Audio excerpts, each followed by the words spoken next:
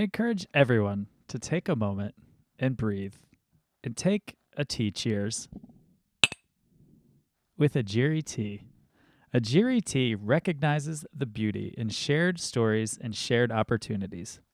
Ajiri sources award-winning tea from Kenya, employs women in the region to handcraft the labels, and sends 100% of the profits back to the region to support orphan education.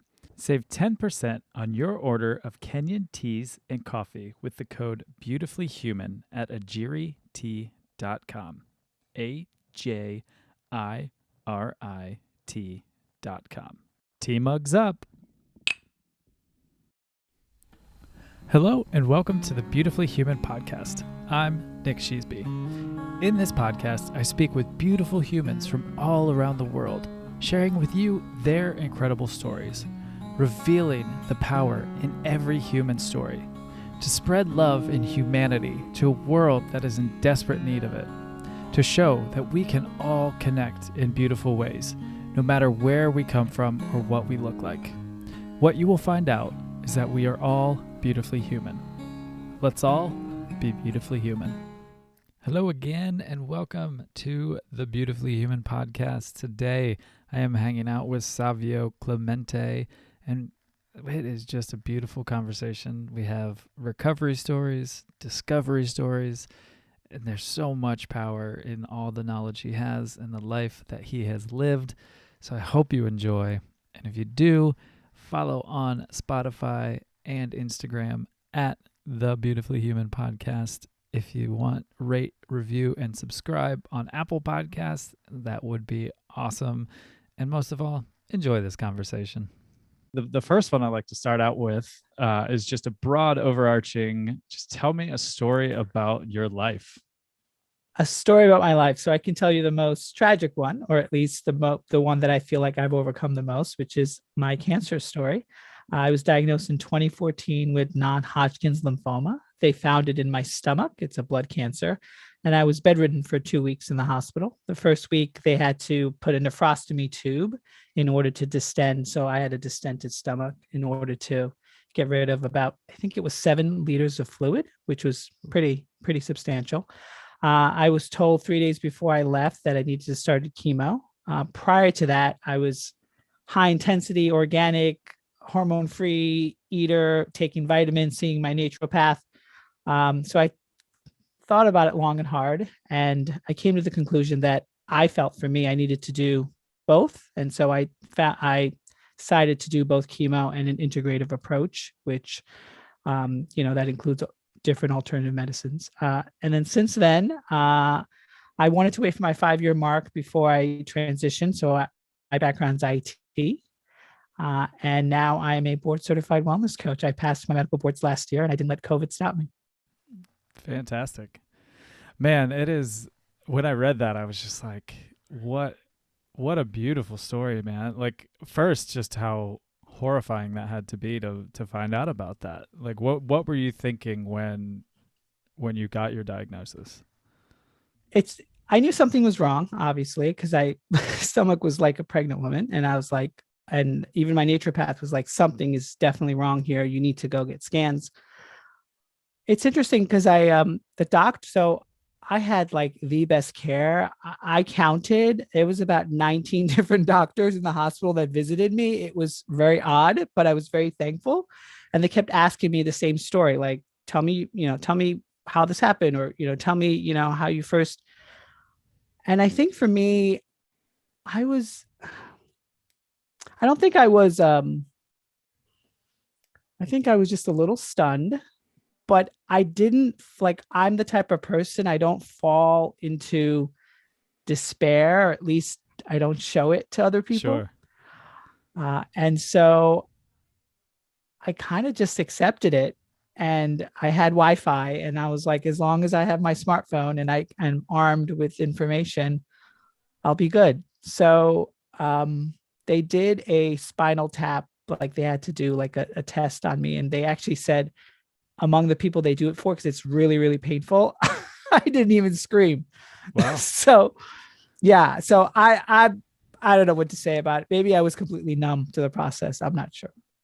Sure. Yeah, I've heard nothing but horror stories about spinal tap. So the fact that you took it with ease is pretty impressive.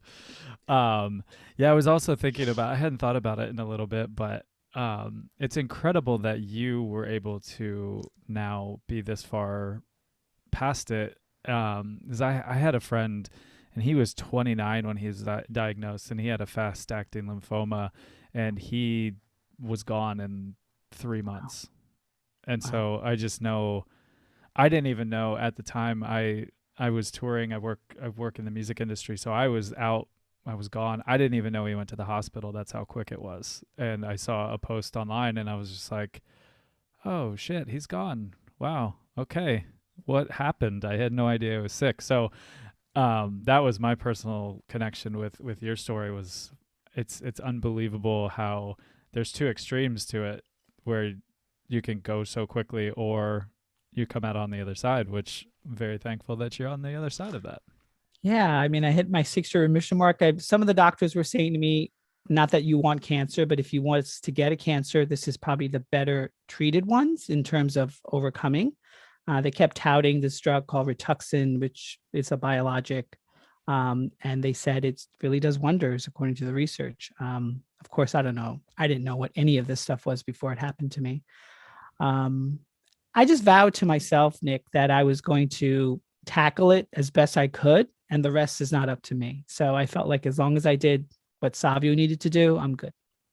Yeah, I can fully understand that, because at that point, yeah, I mean, I know I had um 2.5, a little over 2.5 years ago, I was in the hospital for beginning stages of liver failure because of my drinking habit. So I'm now almost closer to 3 years sober than I was, at this point.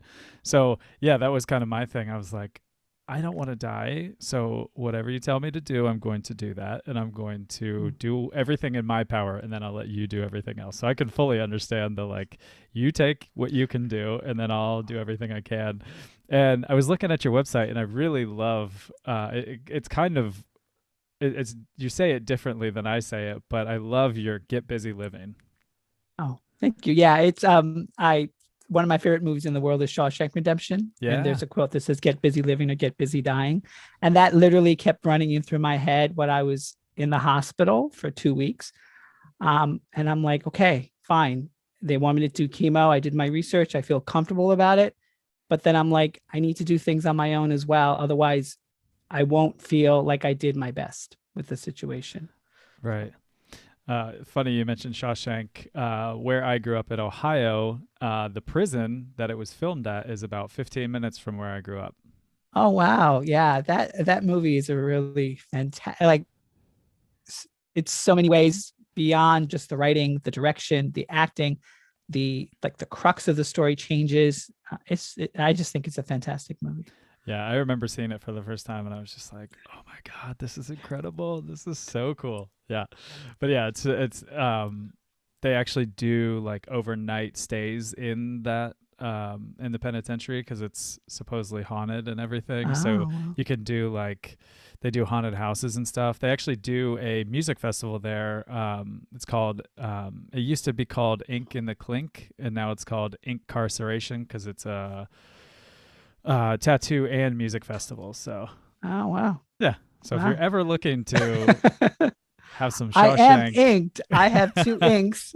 I was thinking of getting another one since I hit my 5-year remission mark. So yeah. yeah, So what did I ended up doing after hitting my 5-year mark? So this is obviously before COVID. Was I went to Phuket, Thailand. And I did a fitness retreat for 2 weeks. that's fantastic. It was 2 workouts a day, and one of the challenges, I can't believe I even did it. 2.9 miles up a huge mountain to the Great Buddha in the hot sun with your partner, switching with 40-pound kettlebells on each hand. And the guy was like, no one's quitting. It was like 18, 19 of us. No one's quitting. He's like, I don't care if it takes you 5 hours. And, we did it in about 2.5, but literally like things were shaking and I got a cramp, but I made it. I made it up there. Yeah. Wow. Yeah. What a So cool experience. my friends were like, only you would celebrate your 5-year mission mark doing like a crazy fitness challenge. I'm like, well, I gotta live, as they say. Yeah. And I mean, there's funny similarities in a lot of these stories you're telling because right after I wasn't even a year sober, but my brother had called me up and he said, he was just telling me for his 35th birthday, he was going to run a half marathon. And I'm not a runner by any means. I don't like running. It's not something I enjoy. I've never run since high school, really. And I said, all right, I'll do it with you. It's your 35th birthday. Let's do it. So I flew to Boston and we drove to a little coastal town and I ran a half marathon for his 35th. So it was kind of one of those torturous moments in my life too of like, you know what? You're going to do it. I'm going to do it.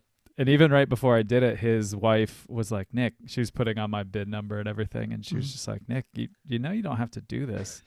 I said, I know, but I'll see you at the finish line. And again, I don't care if it takes me the full day. You pick me up tomorrow. I don't care. I'm going to do this. And it was one of those, I mean, I was cramping up. I'm sure feeling some of the same similarities that you were feeling. I mean, not even that. My hands were all tore up because of the hot sun, the kettlebells, and they're all. Oh yeah. It was, and then you had to do the partner switch, and it was grueling. But I really felt accomplished. And anyway, out of the 2 weeks, I lost about 4% body fat, which is a plus. So yeah, that's incredible. So yeah, I love talking about traveling. I'm glad you brought it up, and I always like to ask throughout the podcast if. Obviously now with COVID, we'll take the COVID restrictions out and all of that. In a normal world, if I came to you and I had a plane ticket to anywhere in the world, where would you go? Egypt. Ooh. Yeah.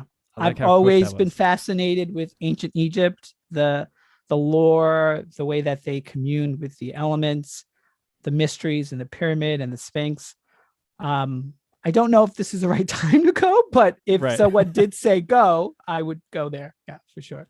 Yeah, I would. I'm pretty fascinated by that as well. I think, I mean, there's not really any place I wouldn't want to go, but I think Egypt is just one of those, like you said, all those reasons. It's just so fascinating, just the culture and how, just to look at the pyramids and be like, how? Yeah, 100%. And then like I'm someone who watches like, a lot of television or at least somewhat of diverse television, and you hear about these stories like mathematically it was impossible based upon their rudimentary tools for them to do that. So then you think to yourself, well, then how was it done? It's just really crazy. Yeah. Well, and just the sheer size of those rocks as well. Of like, how do you get those up there? I mean, now I can see how you do it, but it's just mind blowing to me. I don't understand how it's done. I mean, like, would you get like 150,000 slaves in order? Like, how does that work? But even then, I mean, I've seen people picking up road cases on tours, and there's 6 people around just a very small road case, and it's hard to fit 6 people around something that size, let alone the manpower it would take to get it up that way. So in your other travels, what's your favorite place you've been to? So I've been fortunate enough to travel to a lot of great places. I would say there's something about Capri. So I went to Italy, and I'm not kidding. Like, I stepped out of the yacht boat and I knew my way around. It was so odd. It's probably the first time that's ever happened to me in that sense. There was something freeing and expansive about it. I would say that's one. And then I went to Cape Town, South Africa. That was fantastic. So my sister lives in like the Napa Valley region, and I didn't know South Africa, their vineyards, in my opinion, almost rival Napa Valleys. Wow. And they have this big mountain called Table Bay Mountain. They have these like beach towns, to me that are similar to Santa Monica. It was just the culture, the food. It was just a glorious trip. Yeah, I would love to go to South Africa. A friend of mine who he is from Zimbabwe. He is in he's living in I think in Cape Town right now, and he was graduating from Butler School, which I didn't even know was a thing until he went, and we actually watched his graduation at 4 a.m. this morning in South Africa. So I was thinking, man, I wish it was that easy to get to South Africa, just like to click a button and be like, we're there. Totally, totally. And then, so my background's Indian. I Yeah. came to the States when I was 3 years old. I was born in Mumbai, but my parents are from Goa. Most people kind of don't know where that is. It's on the southwest, and it was ruled by the Portuguese for many years. Okay. So it has a very Indian/Portuguese sensibility. But I haven't been there in like over 20 years. I was supposed to go this past December because my parents have a home there, and obviously I couldn't do it. Yeah. I was actually going to ask you about that. And I read that on your website as well, that you came here when you were young. So when you got here, how was it growing up here? So I don't remember anything from before 3 years old. I don't know if that was like actual something I'm blocking for whatever reason, Right. or I just really don't remember. But in any event, yeah, I grew up in a small little sleepy town. I don't know if you ever heard of this, ever heard of the show called The Facts of Life Hmm. back in the day in the 80s, 90s. It was supposed to set place in a town called Peekskill. So Oh, okay. so I grew up in the suburbs of Westchester County, which is in New York. It's about 45 miles north of New York City. Okay. And the upbringing was great. It was diverse in an interesting way. So it was like 49% African American, 49% Caucasian, and then 2% other. And me and my family and community was the other. Yeah. But it was nice. It was, middle class, upbringing. And then I went away to college in the city, and everything opened up. Yeah. And so you said you hadn't been to India in quite a while. Do you still have family there then? So I have so everyone on my mom's side is still there, but and then I have extended relatives who I have not seen in over 20 Yeah. years. So yeah, I mean, my trip to India this past December, if I got to go, was visiting other parts of India. I've only visited Goa and Mumbai. I have not seen the vast richness that Yeah. India has to offer. And that trip, because I was going to do it with a tour company, was going to end in Nepal. So I've Oh, never been to. cool. Yeah. So Man. as long as everyone I know is safe from COVID, I'm totally fine with missing that adventure. Yeah. Yeah. I hope you do get to go on that adventure though. I'm Thank you. sure I'm Yeah, sure you'll reschedule that. I'm sure I will. Yeah. So I did see one thing I wanted to ask you about. I was reading through your website to get some questions for you. I saw that you said you grew up with a stutter. I did. How was that? Did you get picked on, or was it Mm. what was your experience like? Yeah. So I had a best friend at the time. That's when people attributed the words like best friend. I don't do Right. that anymore as an adult. And he had a massive stuttering problem and issue. And for me, I just remember being afflicted with it like from third grade all the way to like eighth grade until I graduated elementary school. Um, and I wasn't really picked on. So I grew up in a small Catholic elementary school. Everyone knew each other from grade 1 to grade 8. And the class size was like 21 or Oh 20. wow, yeah. So there wasn't really, and it was, ruled by nuns. So they were very strict in how they went about things. No, I think a large part had to do with the fact that I had a friend who was also like, his case was a little more severe. And so no one could pick on you because you wasn't really the outcast, because there was Sure. more than just one person. Yeah. Um, and it's really funny because my parents made me see doctors, and one of them even suggested like maybe he's picking up things from his friend, Oh wow. which was really strange, Hmm. right? And as a child, like, how am I supposed to counteract that? Like, I don't know. Yeah, right. So I I can't say I had any speech therapy. I can't say I read any books about it. I think for me, I just got more comfortable in my skin Okay. and was able to breathe into whatever I want to say. I'm not actually sure. Well, that's I mean, that's I love that story. And I never even thought of that you could possibly pick that up from a friend of yours at such a young age. Because I'm thinking anytime I get around people with certain accents, I kind of adapt. It rubs off a little bit. So I hadn't even put that into my mind of you could pick up an impediment from that as well. Yeah, and now that you're speaking about that, I do the same thing too. And sometimes, not that anyone's ever told me, but I have heard a friend once say to me, like, "Are you trying to make fun of them?" I'm like, "No, I'm not doing it consciously. I swear to you, Yeah, it's just like it's just like what I'm doing." And I think maybe it might be like a learning mechanism for me or a survival mechanism for me. I'm not actually sure. I never really explored that, yeah. um, but it could be. It also could be a something in you that I'm thinking of it now too because I've never thought about it, but I'm thinking maybe it was you're trying to help someone feel more comfortable with that. And so if you pick up little parts of them, they'll feel more comfortable around you. Maybe it was something in you that you just love people and that's your nature is to help people.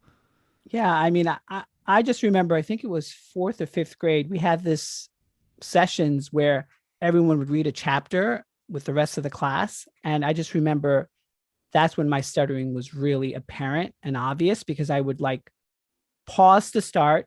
And then when the next sentence came, I would stutter the sentence. So I don't know. Maybe it was like social anxiety as well. I'm not actually sure. Hmm. Yeah, because I remember too. I was watching a movie, and it was I think it was called The King's Voice, and I Hmm. remember where he has a teacher, and it's like, why should they listen to you? And he's like, because I have a voice, and I always remember that. I've thought of that when I'm speaking to people with just standing up for themselves or just like being present for themselves. But it also was he was dealing with a massive speech impediment, um, and I think I didn't know anybody that had one when I was young, but I know even just recently with elections, I was seeing people making fun of officials with a speech impediment, and I was like, how are you going to pick on somebody for something like that?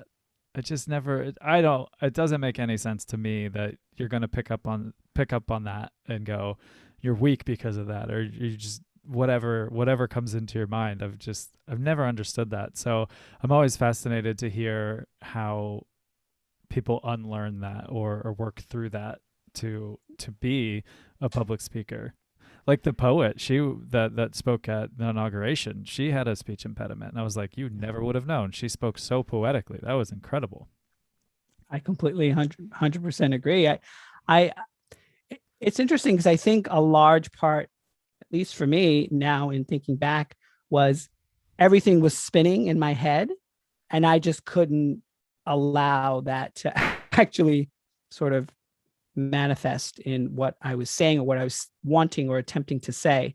And then I was just kind of very sort of introspective and sullen Mm, when I was younger. So maybe it's something to do with it as well. Like I didn't really want to cause waves or sure. cause any issues or problems. So, Yeah. So what was it like in Catholic school for you? oh, hmm. It wasn't really that. So I was an altar boy. So Okay. yeah, I did it for like I think 5 years. They wanted me at weddings and funerals, and I did. I ran. I did the best I could. Um, it, it was nice being. I felt I was coddled for sure. Yeah. Um, definitely safe for sure. I my origin stories. I never really ever got picked on or hurt or abused or hit or anything like that. um it was nice. I don't know if I got a very expansive learning Sure. in the sense of diversity, not only in culture but in terms of like thoughts. Yeah. But I can't complain because my parents did the best they could, and so I am one of three children and I'm the Okay. youngest of All three. right. Yeah, I'm with you on that. I went to a small Christian school, K through 8. My mom up until a year and a half ago. Well, yeah, a year and a half ago, she still taught there. And I feel the same, where it was very safe, it was very nice, but yeah, it wasn't very expansive. Like the one that I wish I would have realized, and I didn't realize this until I started traveling, was focus on languages. I just didn't, it wasn't anything that was put out to me of this is why you should pay attention to these. I didn't know. I didn't think about it. I didn't think about leaving small town Ohio. I just was a kid that was just off like playing sports and being a kid. And then I was like, man, if I could tell anything to little Nick, I would just say, dude, be a language nerd and realize that you're going to go see all these places. Thankfully, I've been fortunate to see a ton of places, but man, I just never thought about it. So I feel the same, where it was very nice. It was a really good environment. I was never picked on. I had great friends, but there wasn't a very like expansive knowledge given to me. No, or even at least for me, access to it, or Right. at least to some degree, the ability to have access to it really wasn't. It was like, this is the library, Right. this is the, it's okay, great, thanks, Yeah. and it's totally fine. Like I said, I didn't have any traumatic scars, so I think that's a win. Yeah. Yeah. I know. I've heard, and I've actively had conversations with a lot of people that have a lot of trauma coming from from those experiences. So I'm very happy you didn't. Do you have any funny or just random weird stories from your times as an altar boy? Um, yeah, I would say the funniest thing is, well, I'm not ratting anyone out, but like the priests, like they would be like on, like soon as the congregation saw them, they would be on. Now I get it; they have to have some level of professionalism, but they were like totally different. They were screaming, yelling, huffing, puffing, complaining. And it's like the switch got turned Yeah, on. And it's funny because I would have to do the same, right? You have to have some sure. level of decorum. You have to be timely. Everything was like set at a specific point. You had to, do the incense. You had to, have all those elements. I guess that's the only funny story. Friends of mine make fun of me because they're like, come on, you have a salacious. I'm like, I don't have anything. I've never seen anything. I don't know anything. They're all the priests were nice to me. It's all that Right. mattered. So yeah. Oh, that's too funny. Yeah, I mean, I relate that too. I've seen people in my industry working with music where one lead singer that a band I worked with was literally puking in the trash can every night before he went on stage, and then that dude went on stage and it was like, whoo, this other person came out, and I was Yeah. like, damn, dude, you were just puking. And he goes, dude, I have stage fright until I hit stage, and then I am Yeah. a whole nother person. And I'd seen them before I worked for him, and it was just like I never would have guessed, you know. And Yeah. so I Yeah. think it's also in part of my work that I do is running VIP experiences, so Mm. pre-parties and all that for bands. And so I feel that where before during the day I am just like I'm introverted. I do love people, but yeah, when people come in and it's their pre-party and they've paid a lot of money or they're meeting that band, like I have to be that like welcome. So I can completely understand just showing up and turning on for your role. Yeah. I think I read or heard that Beyonce does that. She's Oh like wow. Sasha Fierce on the stage, but she's like timid and quiet and shy outside of it. It's quite interesting because when she even gets the awards, you could tell that's like the real Beyonce. Not that the other one isn't. It's Right. just she just turns it up, like she dials Yeah. it up completely. So it's quite Well, yeah, interesting. because I have to think too with anybody in that realm, or I mean, even priests, that you have to have this persona. I mean, you just can't keep up with that all the time. No, There's so much to it. There's so much energy to put into that. You just I've never met anybody that is that level yeah, yeah. nonstop. I think for me though, the only reason why for me it was just a jolt because they're supposed to live this like idyllic spiritual path. Sure. And so it's like, well, are they faking it to make it? But they're Right. not. Right. Oh, that's too funny. Um, so one other thing that I saw on on your website, and totally fine if you don't want to talk about it, but I was reading about your college experience, and you Mm, had said you had a struggle with your sexual identity. I Can did. you explain that? Sure. So I grew up in this little town called Peekskill, which is in Westchester County, and then I went to school in the city. I was actually right in Manhattan, so the college was right next to Lincoln Center. So I lived in a like a 20-story apartment basically. And the first year was tough, Nick. I mean, tough. I people were gossiping. I went to a school where it was like liberal arts, and so there was a lot of theater majors there. I've never really been exposed to gay people, or at least what I knew were gay or what that even meant. And it was hard because I'm someone who just likes to be friends with a lot of people. So I never distanced myself away from I gay identified individuals. And so people would say, "Well, you're hanging out with them. Are you gay?" And I'm like, "No." And it was a rocky road. I mean, my grades suffered. Hmm. I am someone back then who didn't really like I cared what people thought of me. Yeah. So that was like a huge blow. And then we lived in these like apartment style dorms where each dorm room had like 3 rooms and each of the rooms had 2 individuals. So it's like a 6-person suite. Hmm. And so you couldn't really escape. It's not like it was like a sprawling campus where you were like Right.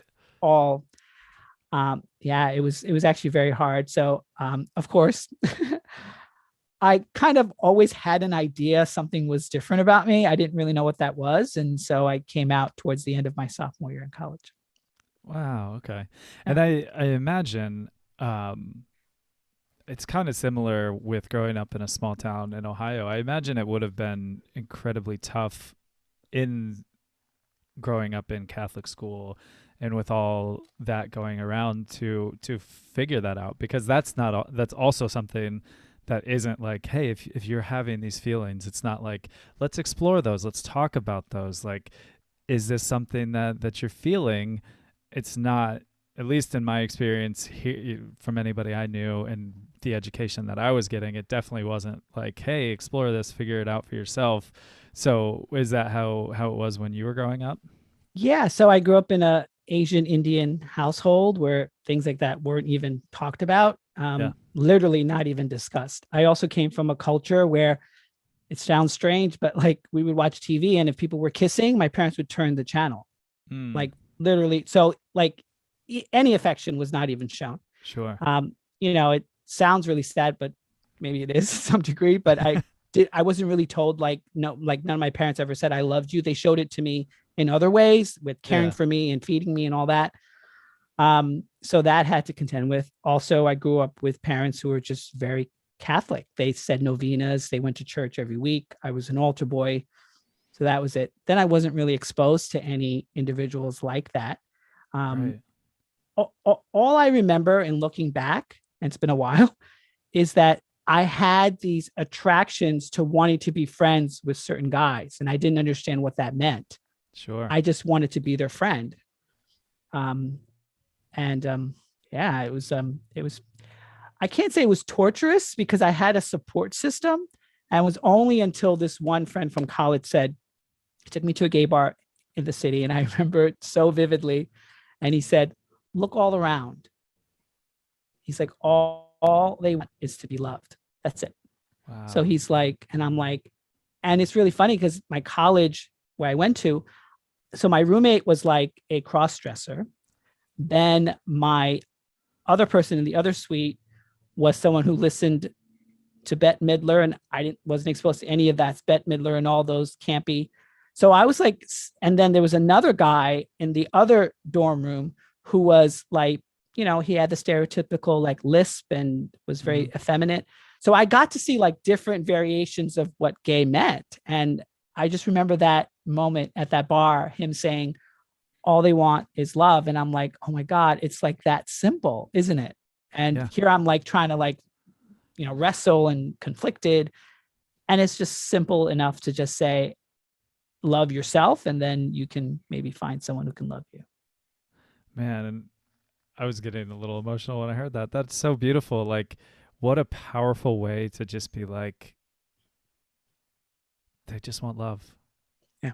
And what a beautiful message to people, even in this day, which is so bonkers to me that it is still an issue that people are fighting against and actively being so terrible. And it's like, we just want love. What do you want? You want to be loved. You want to be seen. You want to be heard.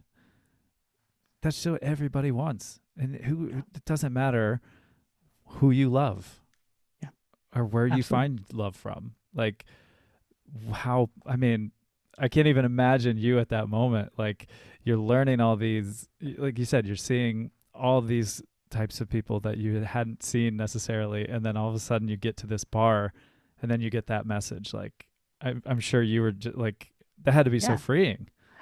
It was freeing. It was a paradigm shift because I'm like, oh, so these people, they're not really wanting the alcohol or really wanting to dance. They just want to connect. They just want to love. They just want to be accepted. Yeah, And it was like a revelation. And then from that, my activism spurred. I was, marching in DC for human rights, and then gay marriage was a huge thing. I like was massively active on that, and I was like, I don't know if I'll ever get married, but I want to have the choice to get married and it to be legally absolutely. binding. Yeah. Um, but yeah, it was. I loved it now in hindsight because it was so base, so simple, and Yeah. so like the gravity of it, if you really think about it, was just so magnetic. Yeah. And now I'm thinking through our conversation that we've had so far, what I know about you and your life. And I'm like, yeah, you grow up in this very safe place that you get this education, and then you go to the city and then you meet these people, and then like this moment happens. And just how I've talked to so many people that again had so much trauma around that, and it was just such a horrible road to get to where they are, and it's still that. And I'm like, that is what a yeah, what a cool way to finally find that out about yourself, be okay with that with yourself, and then have somebody to be like, this is what it is. And like you said, Yeah. it's not about the booze, it's not about the drinking or the dancing. We want to connect, we want to feel seen, and be with people that are like us. Like, how beautiful. Yeah. It's so And I was, amazing. yeah, I'm still friends with him to this day. We had our ins and outs, but Sure. um, I, I, I, I have told him that story. I said it was actually very pivotal. So I have to thank you for that. And, Oh man. yeah. When you told him that, did Mhm. he realize? Um, okay. So a little backstory. I think he had a crush on me and he Okay. would express it in different ways. I honestly wasn't ready for even knowing what that was in general, like the concept of loving someone in general. I didn't know what that was. And then loving a man, I didn't know what that was either. Um, but I think it touched him because he's someone who likes to say things, and he just didn't say anything after I said that to him. Like he had to pause Sure. to filter. Yeah, I imagine that was because I think that's a fascinating part to stories is who played a big part in your story that may have not even known. I Mhm. mean, there's so many times when I'm speaking to people with this podcast where they have a story that was a massive defining moment in their life, and then they've had the chance to tell the other person about it, and that person is just like, I was just saying something. It was just very matter of fact, like, yeah, they just want love. And it was just a very plain throw it out there. But to you, it hit you in a massive way. And I think that's Yeah. so cool when you get to be able to tell that back to that person. Because also, Yeah. I know a lot of people that have had those moments and it was like, oh, it's a perfect stranger that just was a ship in the night. And that's cool too. But then to get to tell that person that was a big part of that for you, Yeah. how that meant. So I think that's really beautiful. And I'm kind of glad he did pause because can you imagine him running like, I just wanted to get you like drunk and so I can hit on you. Can you Yeah, yeah, imagine if yeah. You're that? like, yeah. No, I remember it perfectly, idyllically in my mind the way I Oh, that's amazing.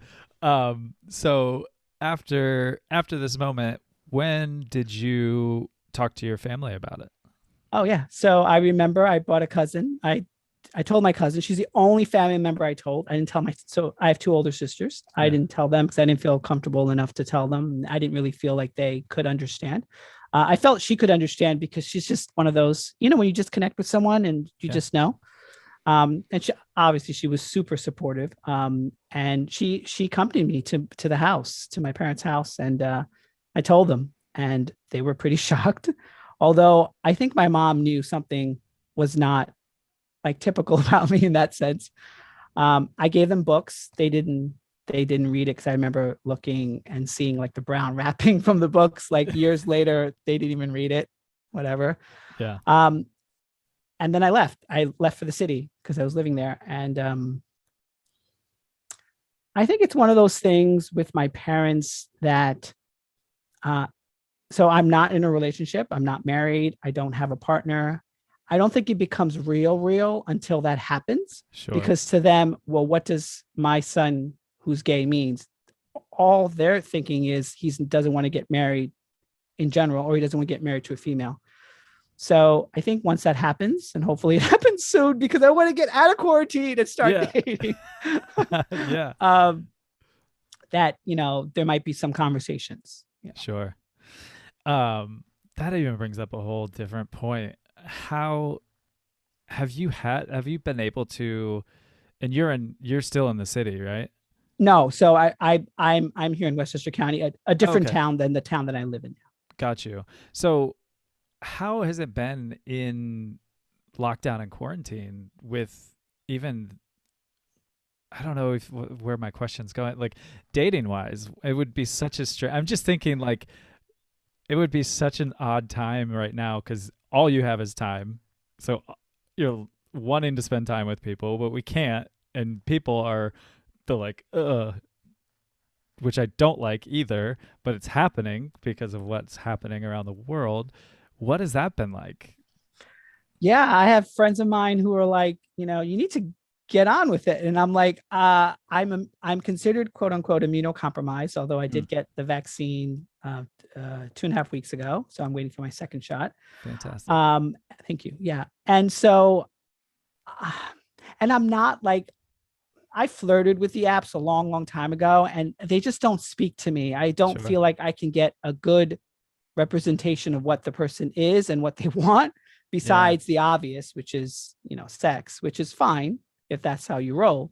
Yeah. um but it's really tough because I'm a traveler. I'm a curious soul at heart. I love listening and learning from people. I love integrating. I love, you know doing all those things. It's really tough. It's really tough. Yeah. Yeah. I mean, I'm just thinking too because I travel all the time, and there's just been so many different aspects of this year that beyond just the norms of just everyday life has changed, mostly to a Groundhog Day type situation. But yeah, I didn't even think about like dating in this time, how, and especially yeah, like getting to know somebody via text or via an app. It's fine, and like you said, if it's for sex, fine. But even that would be a little strange nowadays. Of like, do I kiss somebody? Where have you been? Who have you talked to? Are you been safe? Like, Totally. it would be very strange on that regard. But I totally understand. Like, I'm more of a person that gets to know people talking to them. I know Yeah. Zoom's a little impersonal, but I definitely enjoy it far more than like trying to get to know someone by text Yeah. because it just I'm takes so much longer. Where I'm like, I am an okay writer, but like I like conversation. I like Yeah. seeing Yeah.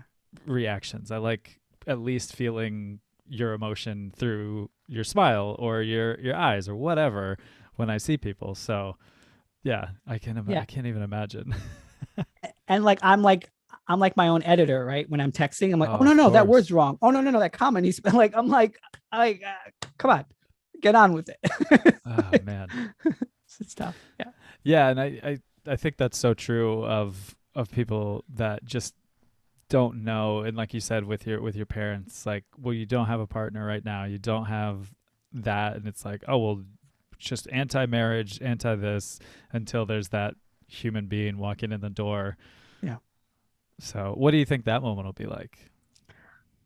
I think it's going to be challenging for them in the sense of I think they've accepted that I'm gay. Okay. I don't think, and they've not, bashed me for it. They've not told me I'm going to hell, or there's never been any type of information like that. They've expressed to me that they love me finally after my sisters have had their own children. I think they've just kind of grown as people, so I'm totally fine with that. Um, but I think if I was to have a wedding ceremony, I think it would um I think it would be uncomfortable for them a little bit. Yeah. Yeah. Yeah, and especially like you had said with just the culture of like not even having kissing on the TV, like just pushing that aside. Yeah, I can imagine.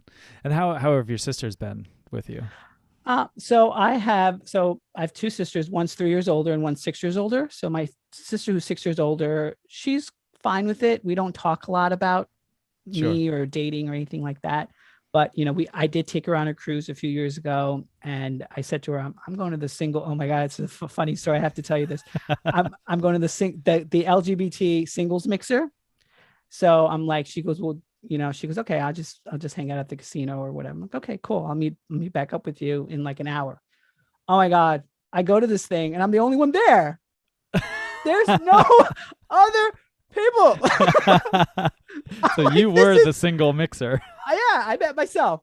So I came back like 5 minutes later. She's like, "What happened? What happened?" She's like, "Are you going back to the room or something?" I'm like, "No, no one was there." It's just so embarrassing. Oh man. Yeah, I would imagine that Carnival Cruises would have had an event knowing the passengers self-identified. I don't know. It was just so odd. But Yeah, it seems weird to put a whole activity that's a full night for LGBTQ single mixer that one like, person wanders in. Okay. Oh, that is amazing. Oh man. So tell me about human resolve. Oh yeah. So the human resolve was something that was so prior to it was like December of 2019. I just knew that I wanted to do something differently, different professionally. I didn't know what that was. I just hit my 5-year remission mark, so I knew it had to be something relating to that. So I randomly found this thing called Junto, which is like a men's retreat. It's in the age of modern masculinity. It's in the age of the Me Too movement that men have to grow and evolve as people. Hmm. And I just thought the idea was interesting. So I went to this thing. It was in the Catskills, which is from my house. It's about 2 hours away. It's in upstate New York. And I was the only one who was self-identified, as a gay man. But I was fascinated because it was men talking about their feelings, sharing touch, like, platonic touch. Sure. We had these exercises, and one of them was so fascinating. We had this exercise where we had to touch each other's hearts, like up close. And there's a science-backed research, I don't know exactly who did it, that said after about 2 minutes or so, the beatings will coincide with one another, that we are geared towards this idea of connection in that sense. Huh. And I experienced it. Now, I don't know. I can't replicate it. Maybe it was only a one-time thing, but it did happen. And then I came away with it. It was just a weekend, and there was a prompt at the last day, and it was, what's the conversation you're not having that you should be having? And here I'm thinking, conversation with my dad or my sister. And it was, so I had a falling out with a business venture with 3 other people, and it ended really badly, and there was never closure. And they moved, and they changed all their contact information, but I think they still live at the same place. So I wrote a letter, and that freed me up. And then from there, everything snowballed. And I said, I want to focus on me being a cancer survivor and finding ways to help cancer survivors. And then I took a bunch of courses, and I realized I wanted to be a coach. And so what did I do? I enrolled in 2 coaching programs at the same time. One's a board certified program where I took a 4.5-hour board certification exam. And then another one that was an 8-month program, which was all about like using the body and how that works with coaching. So, and then I basically ran the race there. I launched the LLC. I got brand, copy, color, concept. I told my story through that. I have an IT background, so I designed the website myself. Um, and I launched my podcast and I passed the boards. Nice. And so I'm double certified. Yeah. That's amazing. And I love that you are your story is so powerful. And I love that you were looking at all the overarching and then you were like, you know what? I'm going to get certified because I want to help people. I think Yeah. that says a lot about who you are as a person and where your heart is. Oh, thank you. Yeah, I want to make sure that if I'm going to do this, I'm going to do this right. And for me, education, I'm a lover of learning. I've been like that since I was young. I'm like, I just won't be confident in coaching people if I myself, I know I've been through my own experience. That's Sure. fine, but I want to get the professionalism, that's needed. Yeah. Oh man. And yeah, it's just I didn't funny enough, I didn't even know about life coaching until about well, 2.5 years ago. And then my partner, I met her on a tour that we were on, and she was going through a life coaching certification. And I was just like, what the hell is that? I didn't even know that was a thing. Yeah. And then I was still learning with my story, my sobriety journey. And funny enough, I was like, you should put this on there for your hours to get certified, because the first night I ever talked to her, she told me about that, and then I just like word vomited my whole story, and she was like, Wow. oh wow. And I was like, I just felt really comfortable to tell you everything about my story. I mean, So I that, know, go ahead, sorry. no, that speaks to your nature about the fact that you're sort of, ready to be vulnerable or sort of be open to the process. Yeah, and yeah, and so it also showed me how powerful someone who puts themselves in that regard for humans is so powerful. And I'm not certified or anything, but that's why moving forward, when I started to share my story, I was able to I got some really good feedback from a friend of mine who was like, dude, when you told your story and when I saw you for the first time sober, I took my first tour sober, the next one I went out on, and now I'm 1 year sober. And actually, this Monday, he'll be 2 years sober, which is super awesome.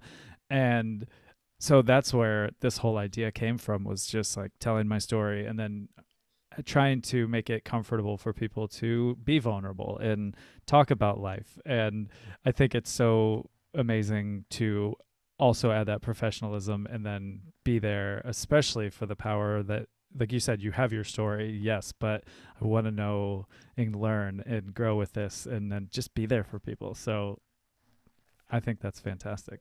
Yeah, I mean, there's also a personal responsibility. I mean, they are opening themselves up, their world, their life to me.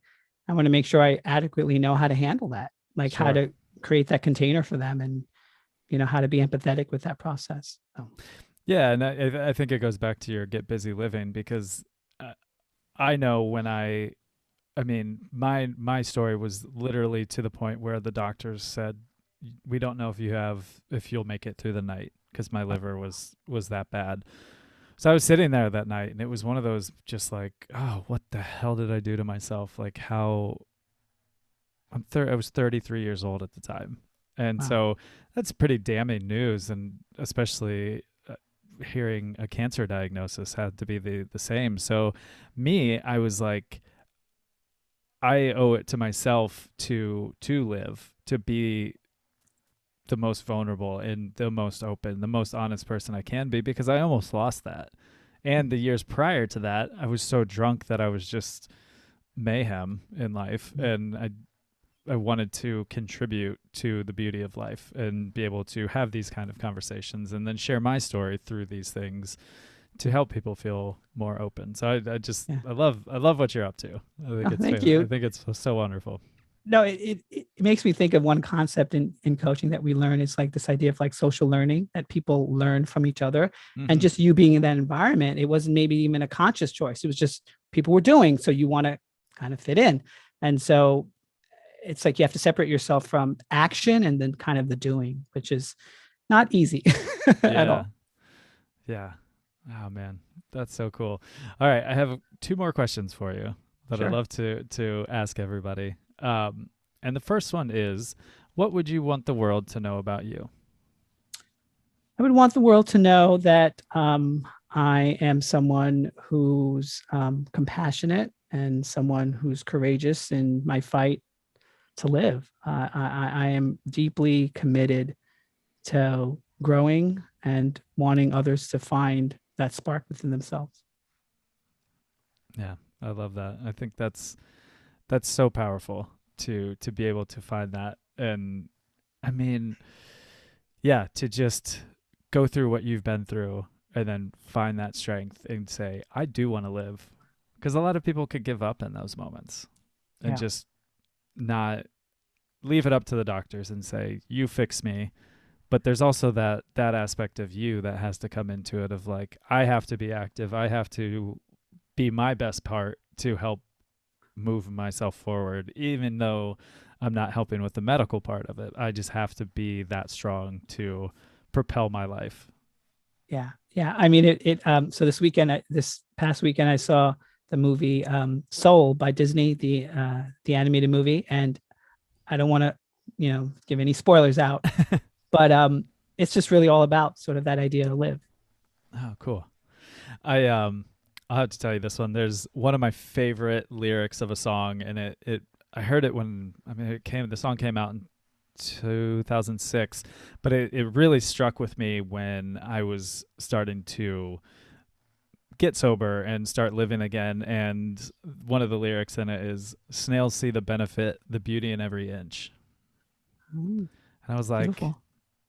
yes, because I was not paying attention to life. I was just on this crazy, crazy ride. And then now I was like, I literally have to appreciate every day. Every day that I wake up, I have to find the beauty in it. So that was my kind of like get busy living. That was my, I'm gonna be like a snail and I'm gonna see the beauty in every inch. I'm just like every little part of life that I almost lost, because you don't really think about it that heavily until you're presented with that kind of that kind of news. And so that was my mantra as I moved along. I actually, I don't know if you can see it, but I got a Oh, little snail. oh yeah, yeah, yeah. I see That was it. on Oh, my it's 1 year great. sobriety date. Oh, that's So it's fantastic. it's it's living with me. Yeah. Um I mean, for me, it's really interesting because a lot of friends are like, you're a wellness coach and you coach people and you do all these things. And I'm like, yeah, but COVID is big. And they're like, what do you mean? I'm like, freedom. I lost my freedom. And that's like I took yeah, that for granted, like so many other people, I imagine. I literally took that for granted. And it right. really did. It took away my freedom. Yeah, and I think too with COVID, what I'm hoping people take back into life when we get back to the crazy pace that life normally is, because once we get to work again and we do this and like, I mean, you know how life goes. I mean, it's Mhm. beginning of 8 days into April already, which is bonkers to think that we're this far along in 2021 already. I know. So I know. I just hope that people realize that we did take for granted the little beautiful parts, the getting together with your friends, going out in nature, going out and just going for a walk or whatever it was that you just kind of were like, oh, I have to do this after work. Now it's like, oh, I want to do this. I want to. And also the importance of time, because we have been, we did lose a lot, but we did gain so much Mm, time where it true. was like so many times I know in my life I'd be like, I just didn't have the time. In this last year, it's been like, can't say that. I got all the time, all the time. I'm sitting Totally. here with nothing but time. So I'm hoping people take that with them, say 3 months from now when the pace is back to just bonkers crazy, that it's like, just slow down and give yourself that time, because it Mm, is beautiful. Like when you're presented with the news that you might not have a tomorrow, you think about these things of life and what you did and didn't do, obviously. mm, And I know when I had that moment, I wasn't thinking, oh shit, I didn't get this job or that job. I wasn't thinking about the money that was or wasn't in my bank account. I was thinking of the places that I would never see, the people I would never see again. And that's what was important to me. So that's when I had that, I was just thinking, I need to live. I need to do these little details in life and live it my way and do that. So I'm hoping people have learned that through this, the silver linings of something nobody has ever dealt with in our lifetime. Absolutely. I mean, I couldn't have said it better. Yeah. That's my hope as we move back to whatever the next phase of normal looks like. Yeah. Well, I just hope people are smarter or wiser to it. That too. I hope that. I haven't seen good signs of it, but I'm hopeful. Yeah. I'm hopeful as well. Yeah. All right. And the last question, well, not even, I guess question.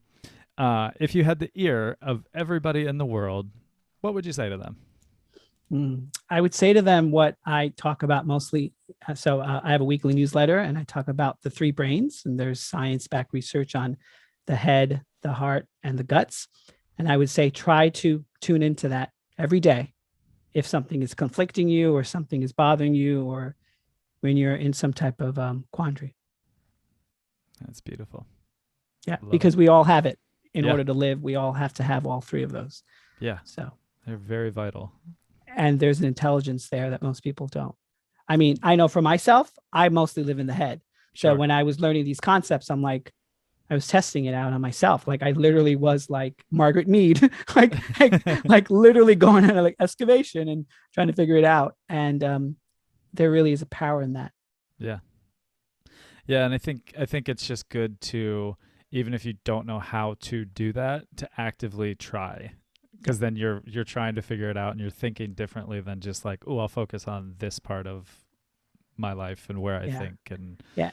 And some people are like, but I can't. So I just say to them, can you picture yourself in an elevator?